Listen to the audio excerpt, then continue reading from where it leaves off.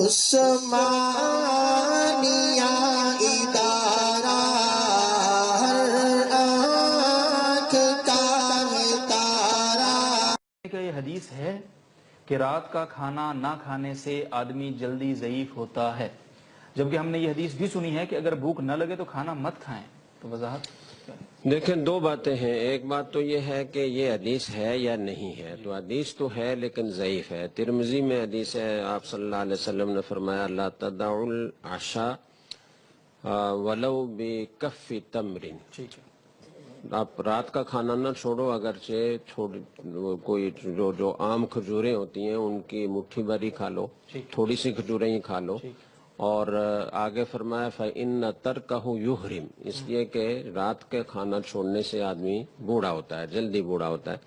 تو یہ حدیث تو ہے لیکن ضعیف ہے، اور ضعیف حدیث پر یقین سے کچھ نہیں کہا جا سکتا کہ واقعی آپ صلی اللہ علیہ وسلم کا ارشاد ہے۔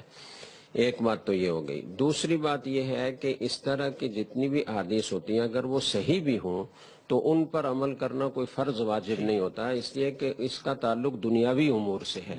تو یہ آپ صلی اللہ علیہ وسلم کی ہمدردی ہے، اپنی امت کی خیرخواہی ہے کہ وہ بعض دنیاوی امور کے بارے میں بھی کوئی مشورے کے طور پر کوئی بات کہہ دیتے ہیں، تو وہ چونکہ شرعی حکم نہیں ہوتا تو اس لیے اگر کوئی اس پر عمل نہ کرے تو کوئی گناہ نہیں ہوتا۔